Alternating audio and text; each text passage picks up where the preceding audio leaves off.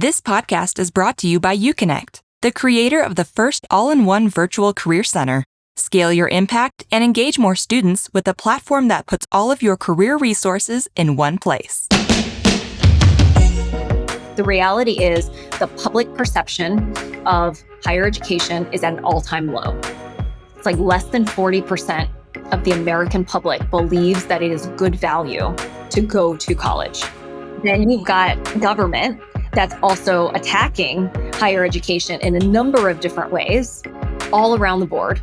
But there is a moment, there's a small piece of, I think, celebration that we should try to tap into, which is, generally speaking, bipartisan.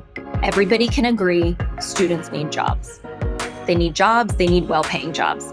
And if we anchor on that and we anchor on outcomes, I think that becomes a really important component for all of our career leaders, certainly all of our EDU partners, to be able to come around and to coalesce around. And I think that's where we can have this conversation today, is really on how do we talk about that? How do we position that? How do you potentially redesign your offices to focus on some of those pieces? And it's not to say that people haven't been focused before, but I do think the evolving world and economy around us and the technological changes have required us to need to ask the question again, what is our value proposition and how do we do our work differently?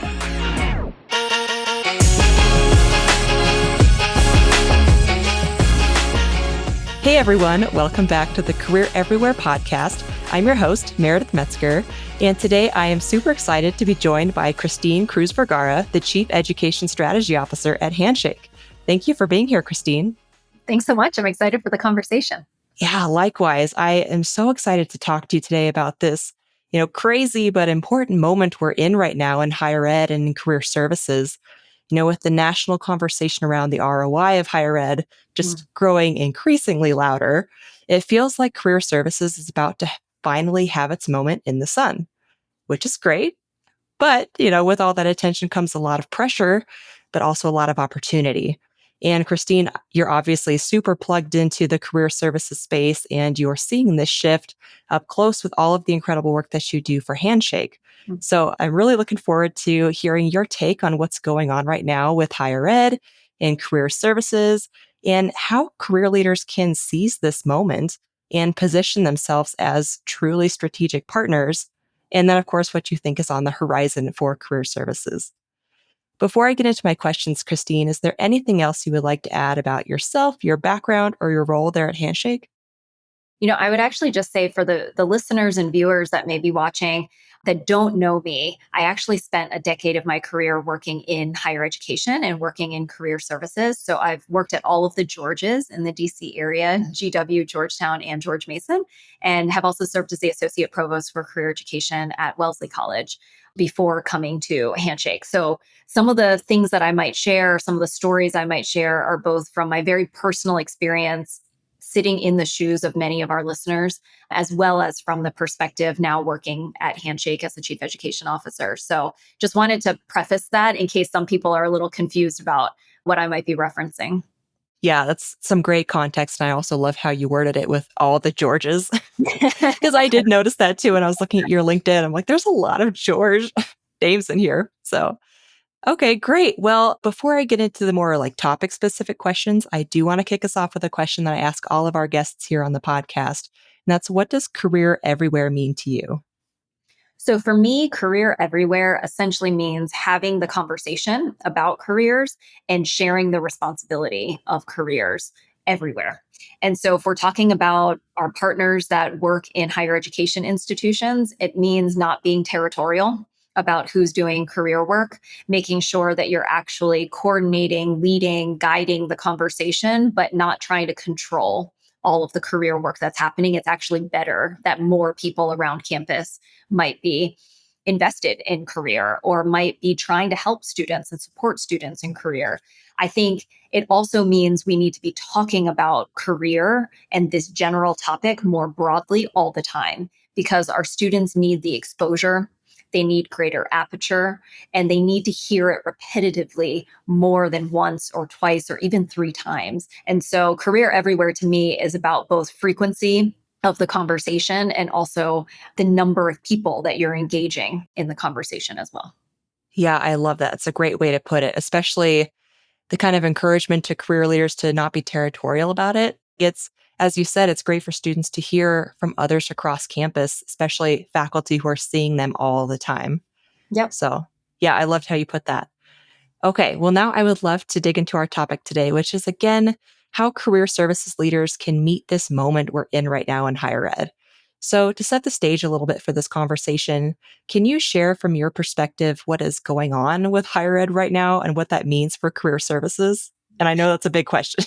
That's a huge question. We need a lot more than the time we have to cover all of it. Uh, Let me zoom back out. So you mentioned at the opening, this is a particular time for higher ed to seize the moment.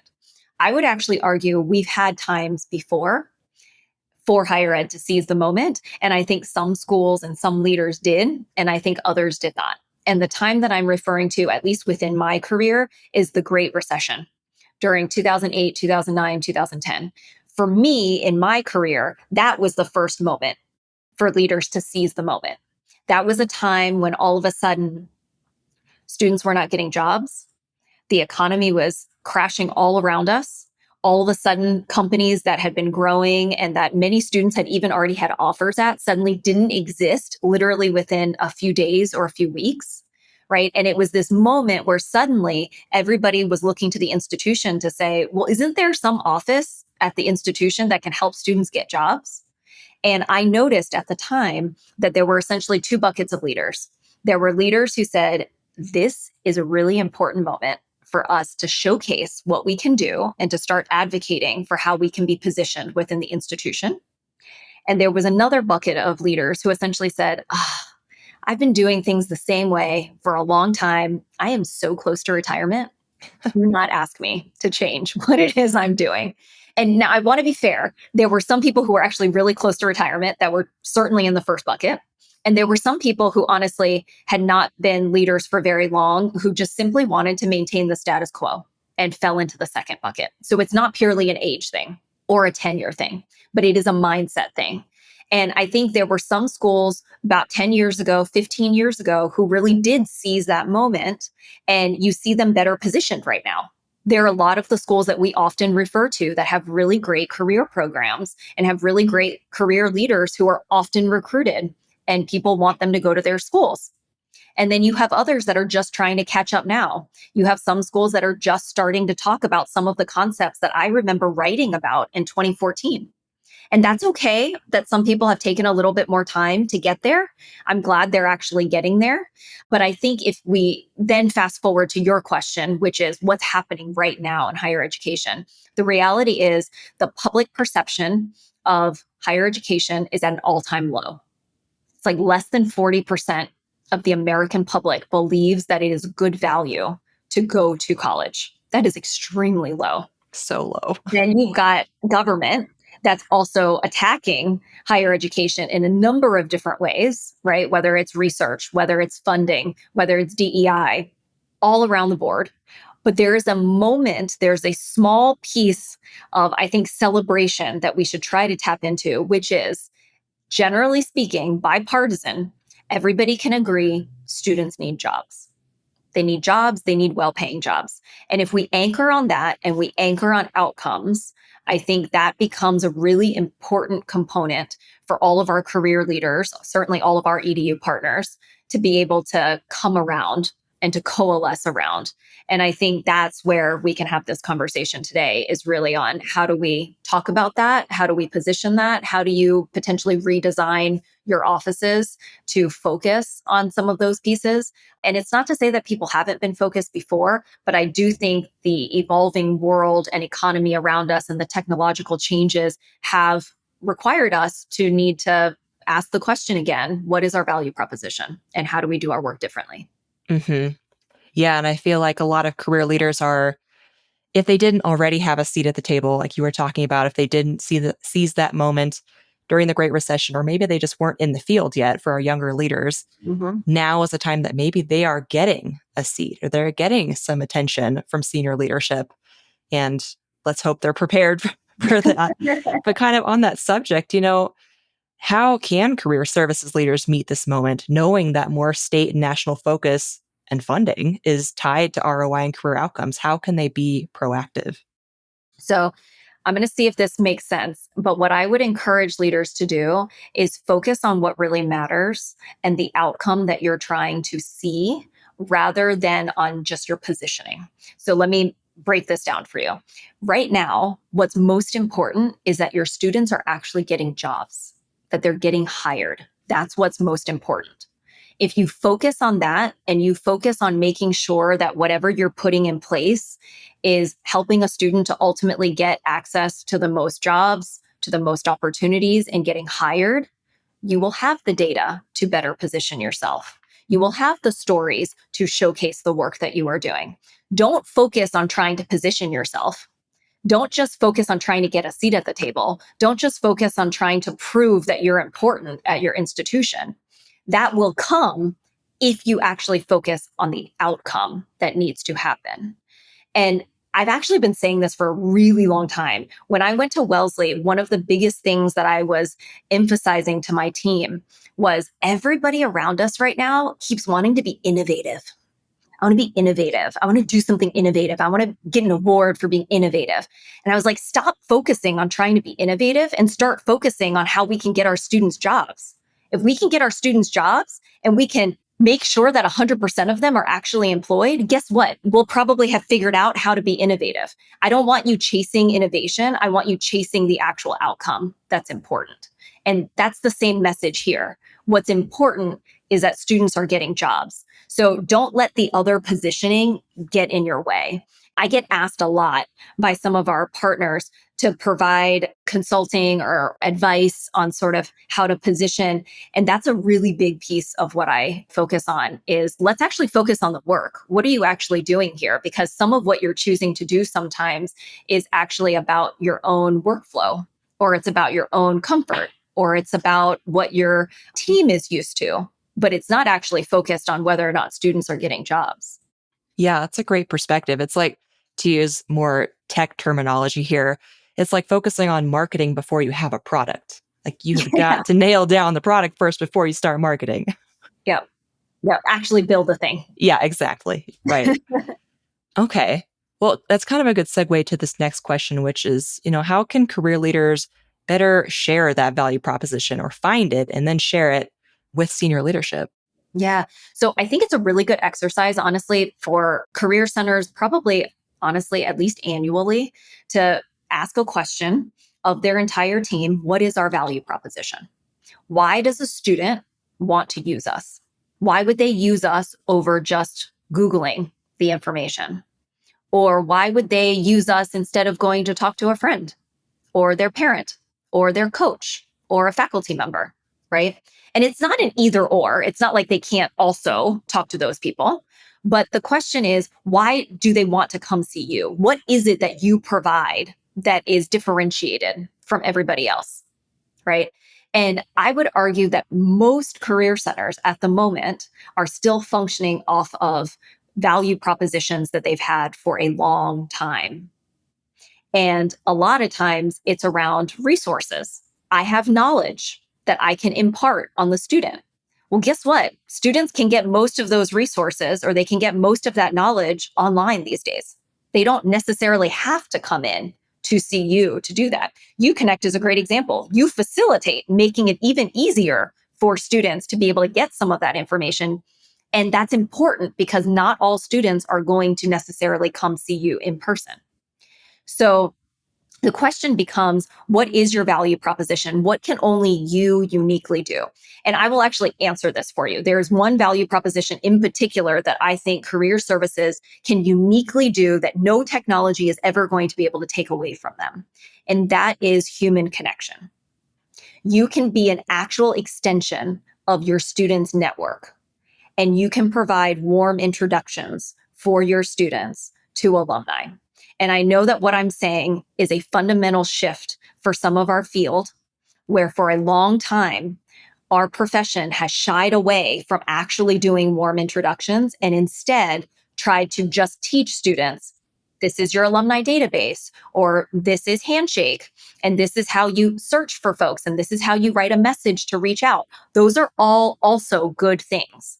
But in this day and age, when everything can actually be so readily accessible at our students' fingertips, what you provide that is different is a warm introduction. And spending time and energy building those alumni relationships or those employer relationships and those student relationships where you actually do feel like, you know what, I know Meredith well enough. She has actually taken the time and energy to show what type of student she is. I would feel comfortable actually introducing her to David, right? Makes a difference. And you're actually, as a career center, modeling the behavior that actually happens in real life. In real life, Meredith, if you were interested in another opportunity, you would actually come to a person and I would make a warm intro for you Yeah. to someone. That is actually how it works. And so I think being that extension of their network is certainly a value proposition. It's one. It's not all of your value propositions, but it's one of them that is very uniquely you. Yeah, I'm so glad you brought that up because I think that's something, we think about here at UConnect. I'm sure you all think about it at Handshake. And it's, as career services tech platforms or ed tech platforms, we're not trying to replace No. these folks. We are just trying to help scale. We're trying to supplement, but we will never replace that human connection. So I'm Mhm. so glad you brought that up because I think that's really important, especially in this incoming age of AI. Like there's nothing can replace that human element of career services leaders. Mhm. So I'm really glad you mentioned that. And I think, Meredith, the tech actually, if used properly and fully optimized, allows you to free up the time so that you Yes. can do even more of those human things that only you can do. And I think that's where the partnership actually can exist, but it requires a shift in mindset and it requires an embrace of what technology can do so that you can actually reshift your time allocation in a different way. Yeah, absolutely. Could not agree more. So, kind of going back to the ROI part of this conversation. Mhm. Yeah. So, with this increased focus on ROI and outcomes, of course, there comes a lot of opportunities for career services. So, what can leaders do to advocate for more resources and funding, whether that's headcount or technology like Handshake or UConnect? I'm just curious what your thoughts are on how they can advocate. I think when it comes to advocacy, one of the most important pieces is to understand who you're advocating to. So, at some schools, you might be advocating to a dean. At some schools, you're advocating to a VPSA. At other schools, you might be advocating to a provost or a president. You have to understand the agenda of the person you are advocating to. What do they care about? What are their priorities? What are they focused on?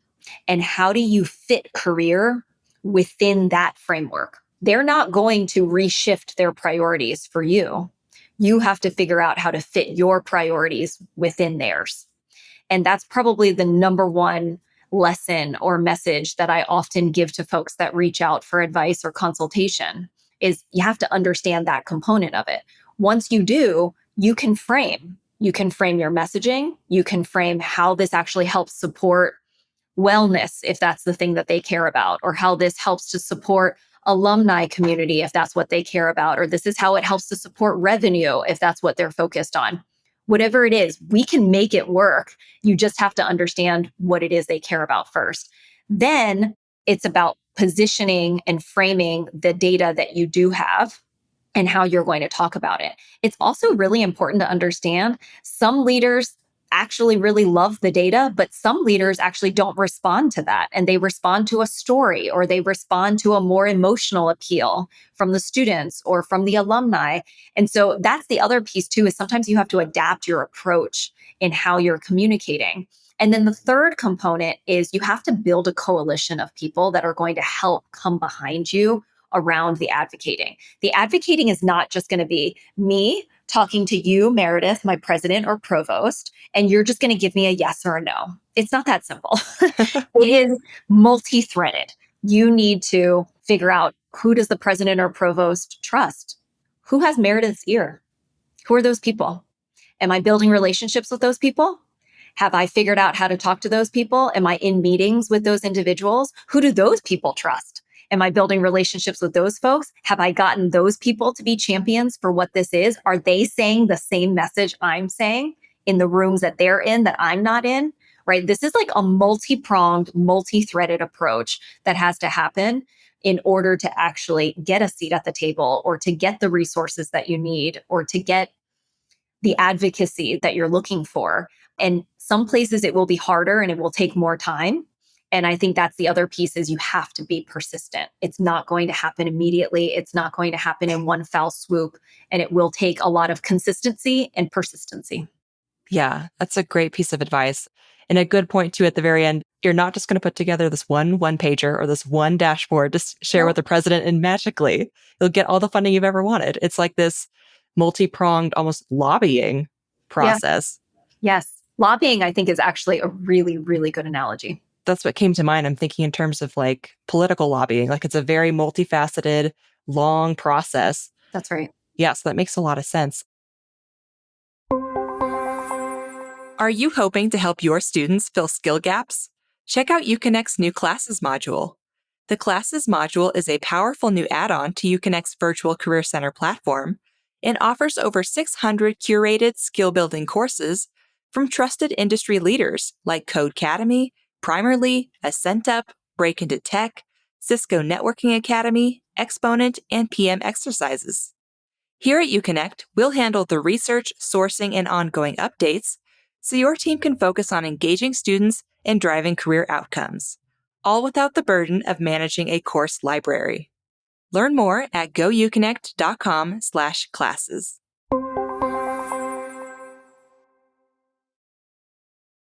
I am curious. I know you talk to literally hundreds of career services leaders all the time. So I'm curious what you have seen work well on this advocacy front recently with some of the folks that you work with. Yeah. Well, I will say the schools that have actually done the three things that I just mentioned are the ones that are making a lot more headway than the ones who feel like they just keep hitting a brick wall over and over and over again. So I will say those things work. I think for me, what I'm really seeing are the schools that are unafraid of trying to do something different are the ones that are really standing out to me. So I'll give you an example. Cody, who's the exec that we work with at Michigan Tech, and I'll call them out. Michigan Tech also happens to be the home campus of our co-founders and CEO as well.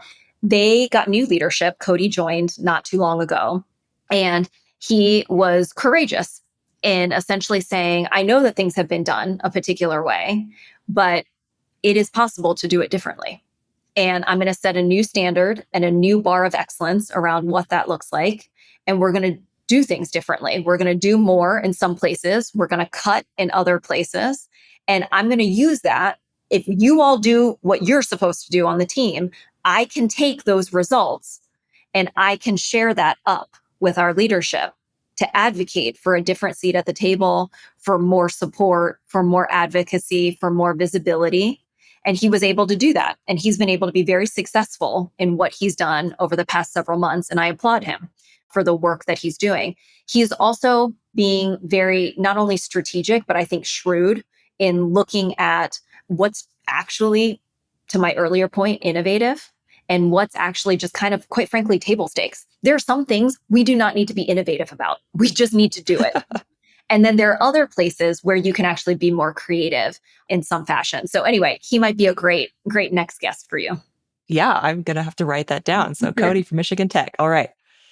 So I'm curious, I kind of want to bring in enrollment and admissions into the discussion now, but how can career services teams and admissions teams, for that matter, better communicate about that ROI and outcomes to prospective students and their families? Like, I know this is really top of mind for a lot of institutions right now as they're looking at hitting their revenue numbers. Okay, so there's a few things here. The first, and this actually also applies for when you're advocating like upward to senior administrators. Perfect. People who are not in career services have other things on their plates, so they can only remember so many data points. It's usually one or two, and that's it. That's all they're going to remember. So when you're working with admissions, make sure they have like the two best data points that they can use to talk to prospective students and parents. Most typically, it is going to be your outcomes rate, right? That's usually what most families want to know. Hmm. It might also be your internship rate. How many students do internships, for example?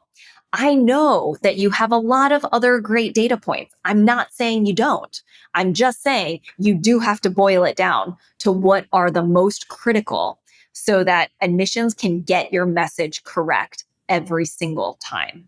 So make sure your narrative is essentially a one sentence, two sentence thing that anybody that's not in your function can actually remember. Because if your message is too diffused, essentially, you're not helping yourself. Nobody's going to remember what it is you're trying to say. So don't make it too long. Don't make it too complicated.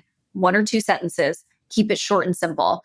And it is usually out of the 1,600 plus schools that we work with, it is almost always those two data points are usually what admissions officers are typically asking of their career center partners. If you have a better data point that is more unique for your school that you wanted to highlight, by all means, feel free to weave that in. But sometimes you don't have to reinvent the wheel. Just make sure that those are as strong as possible. Yeah. So outcomes rate, internships rate, Yeah. correct? Okay. That's what we hear admissions officers want to know because that's what parents are asking. That's what families want to know. Yeah. I've been hearing a lot about admissions counselors or campus tour guides are just getting grilled about first destination response rates, about outcomes rates, about internships. And so, yeah, I can imagine that admissions teams will be very appreciative if they Yes. have concrete data to share with those families. Yeah, absolutely. And we're really excited. I mean, some of the work that we're doing at Handshake is allowing us to give our partners better sourced outcomes. That's actually one of the things we're rolling out in just a month or so is scraping and getting a lot of that data and information. And obviously, we have some proprietary information as well to give our schools sourced outcomes so that they don't have to go searching for it. They don't have to go looking for some of that stuff. And our next, I'll give you a little sneak peek after that is going to be on sourced internship data and making sure that we're actually getting our schools that data as well, because we know how hard it is for them to survey or use forms to collect that information from students. So it's really critical. And we want to make sure that we're trying to equip our schools with as much of that as possible so that they can do exactly what you're saying, work collaboratively with admissions and advocate in the ways that they need. Yeah, that's a great example, again, of how career services teams can use technology to save time on certain tasks and spend more of their valuable time on those high touch, one on one interactions with students. Exactly. Yeah. So, Christine, I'm curious for your thoughts on how can career services engage students early in their college career to ensure that they are using all of those services at the different stages of their internship and job search? I know this is something you all think about a lot at Handshake. Oh, for sure. I mean, look, my ideal would be that every student at every university took career courses. That would just be like my dream if they could do that. Because the reality is, getting a job is a skill, and you have to actually learn how to do the whole process. And you and I are literally living through a moment where that's starting to shift and change because of AI, but it hasn't fully shifted yet. You still have to apply for a job and you still have to interview and you still have to do these things. And these are skills that so many students are just learning on the side. They're learning on the side because they went into a career center. They're learning on the side because they have parents or older siblings that can teach them, right? If we could just embed this into the college experience as a class that every single student has to take, we would ensure that the students who need this information most are not the ones falling through the cracks. That's what I worry about the most, are the ones who don't even know that they need to ask because they don't know what to ask. And if it was required and it was a class, we'd be able to engage all students much earlier in this process so that they know the information. Okay, so that's my dream. Obviously, that's not realistic for more than half of the schools that we're talking to right now. So realistically, what can you do? I think one is, please befriend your orientation office so that you can find a way to actually get in front of students and parents as early as orientation. And you can begin talking about on-campus jobs. You can talk about internships. You can talk about how that leads to the things that you need. And then the second thing is, use technology like UConnect, like Handshake, to figure out how you can actually reach the students that are unlikely to actually come in and see you in person. right? The average stats that I'm sure you and I have both seen, we've seen it from Gallup, is that on average, most schools, career centers will see 30% of their student body. Okay. Some schools are obviously much better. They see 50, they see 70, they see 80%. Those schools are fantastic, but you're still missing, even if you see 70%, you're Mhm. still missing 30% of them. You see 80%, you see 90%. You still have a percentage of students who aren't seeing you. You have to make sure that you've got other ways. And I would say technology is a great way to actually scale your reach for those folks. The reason I say use technology in those ways is because you often have a percentage of students that actually need a much higher touch. And I would rather you spend the time and energy on those students. There are other students that like you point them in the right direction with some tech and they're going to be fine. Right. And so you just have to think about kind of like the 80-20 rule.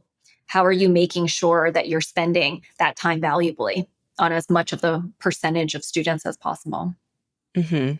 Yeah, this especially makes me think of like first gen students who just may not have the family knowledge about like what is career services. There is a career center. It exists. You should go there. Exactly.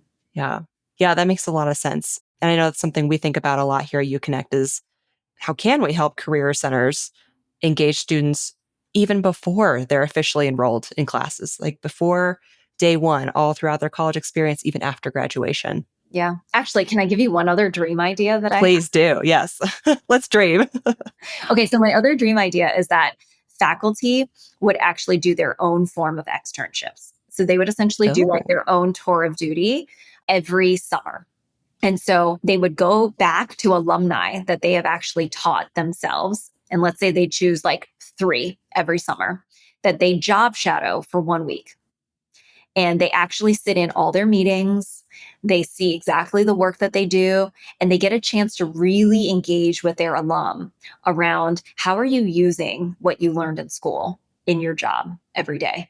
Is there something you wish you had learned that you didn't, that you had to pick up on the job, that you thought maybe we could have taught you, right? Just the exposure alone for faculty would allow them to come back into the classroom, even if they change nothing about their curriculum. It would allow them to use more real world examples in class when they are teaching to help students understand how they will apply the skills and competencies that they are learning to different professions. And that alone is so helpful because part of the issue for students is lack of exposure, and so they can't open their aperture because they don't know what else is out there. And one of the easiest ways to change that is to make sure that the people who are in front of students all the time, faculty, are infusing some of those different examples into the work that they do on a daily basis. plus they're making more connections to make those warm introductions that you were talking about earlier. Yes. Yeah. Also another benefit. I love that dream scenario. I think I was in maybe a rare scenario in college. I was a journalism major, so all of my professors were either still in industry as a side hustle or they had just recently come from industry. Mhm. So they kind of had that benefit of still being really connected. But I know that's definitely not the case for every academic program. Exactly. Exactly. Okay. So I'm going to hit you with another big question here. Okay. So, what's one thing that career services needs to do today or this year to better prepare their students for this changing workforce that we've been talking about? Oh, just one. That I is know question. you can say more, but we'll start with one. Well, I think honestly, the thing that comes to mind first and foremost is the thing that I mentioned at the beginning, which is career services should focus on how do we get access to more opportunities for our students. It is a tight job market right now, it's a tough economy. Your students need access to more opportunities so that they can get hired. So, what do you need to do to make sure that you're opening up more opportunities for your students? And recognize that students can sift through and understand what they're interested in, what they might be willing to pivot to. Students, we know from our data, are willing to be flexible around different industries or different sectors or different roles than what they might have come into school thinking they would do. So don't shortchange your students. Give them those opportunities so that they can decide what it is they want to do. And I think that's first and foremost, I think one of the most key pieces there is like just focus on that component. Focus on doing whatever you can to get students in front of as many employers as possible. That will increase their chances and increase their aperture around what's available and what they might be interested in. I will give you one other thing that I think career services could do right now to really help students. And I think that is building a stronger network around the Career Center of alumni, of employers, of people that you can make that warm introduction. So I think for me, it really does full circle come back to a lot of the things that we talked about at the beginning. But in this day and age of a lot of applications, of employers feeling really overwhelmed by how many applicants they have, having a warm intro, social capital makes a difference.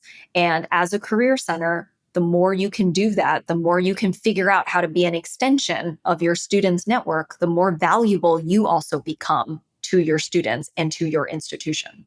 Yeah, that is great advice. And I'm kind of curious, I want to talk a little bit about scaling that last thing you mentioned, like Mhm. making those warm introductions. I can't imagine I mean, I'm sure it's possible to make like one-on-one introductions for every single student, but is there a way that career leaders can scale that process a little bit more, that personalization? Yeah, I think you can tier it, right? So let's actually take the hardest example, which is like, I'm a one woman shop. I'm a one person career center. And what you're talking about, Christine, sounds crazy because I don't know how I'm supposed to do that and also have appointments and also put on programs and workshops and do events. Okay. If I were a one person career center right now, I would look at my week, look at my time, and I would determine how much time actually needs to be put towards individual appointments versus how much time needs to be put towards programming and events versus how much time needs to be put towards developing relationships. Now, I alone cannot build enough relationships to be able to connect. Let's say I work at a small school, but it's 5,000 people. I can't build enough relationships to be able to connect 5,000 people individually myself, Right. right? So now I've got to essentially build the infrastructure to essentially maybe I do something like alumni ambassadors and I do it in each industry sector, right? So now, Meredith, you were in journalism and you seem really engaged and you seem really interested in being able to build out more of a network or a connection around that. I'm going to tap you and I'm going to make you sort of my volunteer coordinator around journalism. And I'm going to do that for each different industry. And I'm going to ask you to then deploy or find 5 other volunteers or 5 other alumni, right, who are willing to talk to students. So if I have a student who's interested, and you're going to keep doing that with each person, it's essentially like a little bit MLM, right? So like I'm Yeah. good. And so when I have a journalism student that is interested in getting into the field, I can say, you know what, that's great. Let me reach out to Meredith and see who she might be able to put you in touch with. And now you've got a pool of people that you might be able to do. I'm literally spitballing this on the spot with you right now. This is sort of like how my mind would work around building this type of infrastructure. I would also not shy away from using other technology products that could actually scale me. So let's take one-on-one appointments, for example. Maybe I'm really skilled at helping a student that is unsure about what they want to do. I'm really good at helping them gain clarity. So I should maybe focus my appointments on that population of students. But I'm only one person. I don't have enough deep expertise on this is exactly how you would get into iBanking. This is how you would get into management consulting. This is how you would get into journalism. This is how you would get into software engineering at a tech company, right? Those are all really different processes and they will require different things in the interview process. And me as one person is unlikely to be able to keep up to date on all of those pieces. Well, I would probably look at technology like Leland, for example, who actually has a whole network of people who are live advisors who already work in each of those industry areas who could essentially do the advising for my students. And I would spend some of the money that I have to contract with them around something like that. So now if a student wants to go work in iBanking, I'm not doing the appointment with them.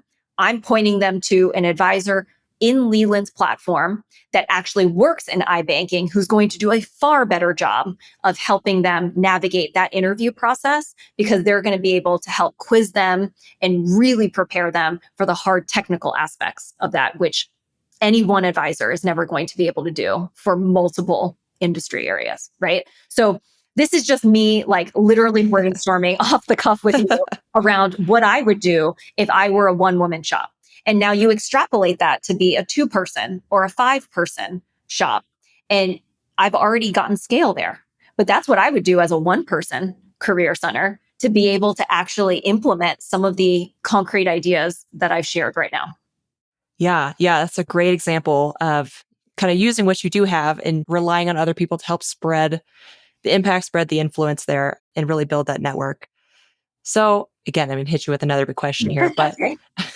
Christine, again, you're super plugged into career services. So I would love to know what you think the future of career services will look like. A topic that I do love and I've been writing about. Yes, I know you do. Look, you will not find a stronger advocate for career services than myself. I believe deeply in the work. I believe that institutions need career services because we need a convening, coordinating leader with a vision around how do we ensure all of our students get the guidance, the knowledge, the connections, and the opportunities necessary to be employed once they leave that school or college or university. I think the future of career services is one that will be very focused on the human connection and those human relationships. I do think the future of career services is an entity that truly is an extension of the student's network, where a student sees, I can actually meet more people by going to the career center, whether that's through their events or through warm introductions, whatever the case may be. The Career Center is my conduit for actually getting more connections. It's not their only conduit, but it is one of their valuable conduits to be able to do that. And I think that's going to be really important and really key.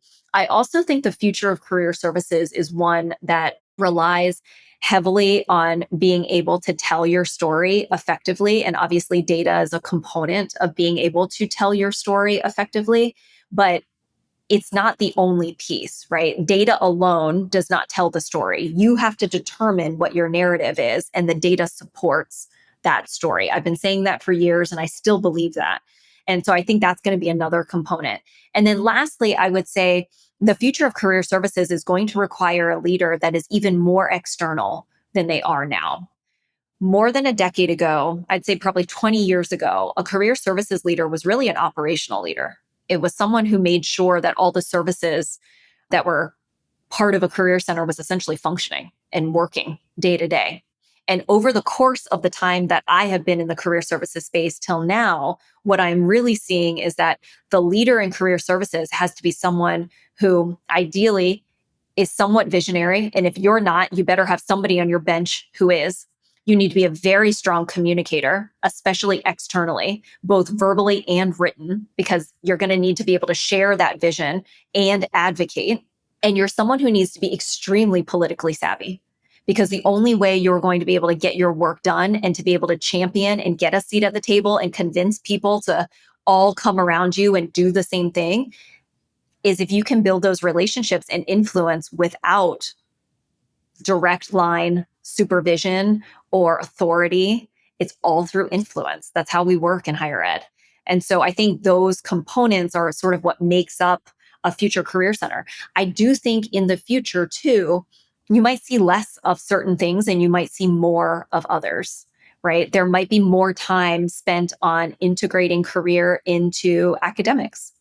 And so there might be more focus on faculty integration or on career courses. And that might mean there's less on workshops or events, or maybe there's less on one-on-one appointments, right? I think those are all up for question depending on the culture of your institution and what's needed within your student population and within your employers and your faculty. But I think those are all components of where I see career services going. Yeah, that's great. So career leaders who are watching or listening, take notes. Like that's what you're likely looking at here in the future of career Well, and I services. guess I would be remiss if I didn't say, obviously, technology is part of the future. I mean, But yes. that feels like a given. So, Yeah. Yeah, for sure.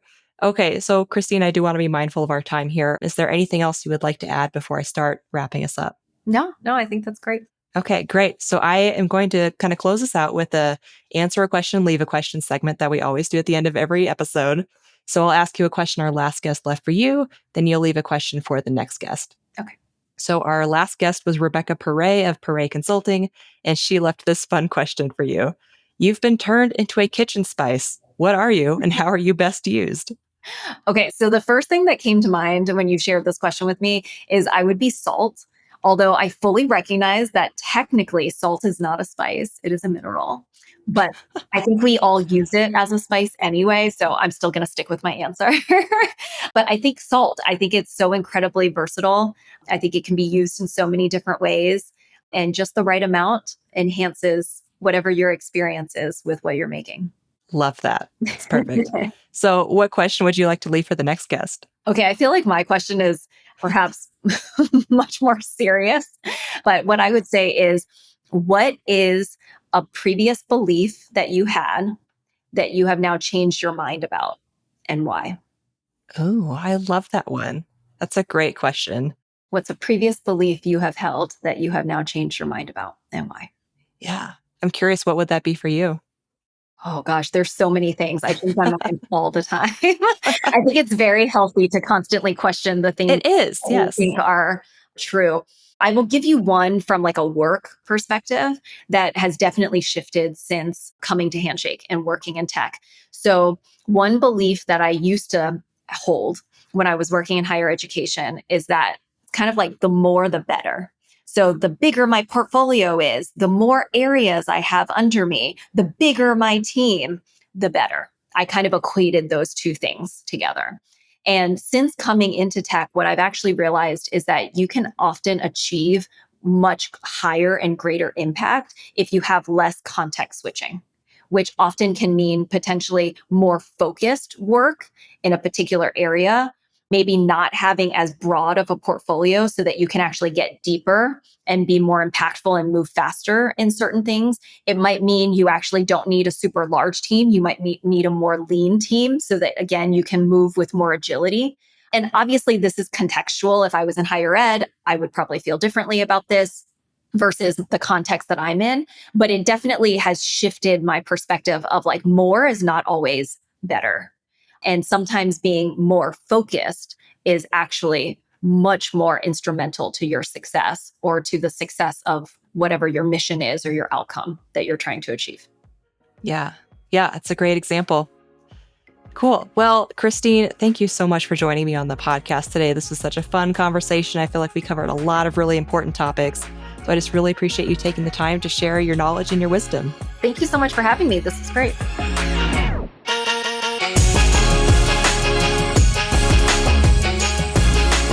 That's all for this episode of Career Everywhere. Thanks so much for listening. If you enjoyed it, please be sure to hit subscribe and rate and review us wherever you get your podcasts. We'll see you next time.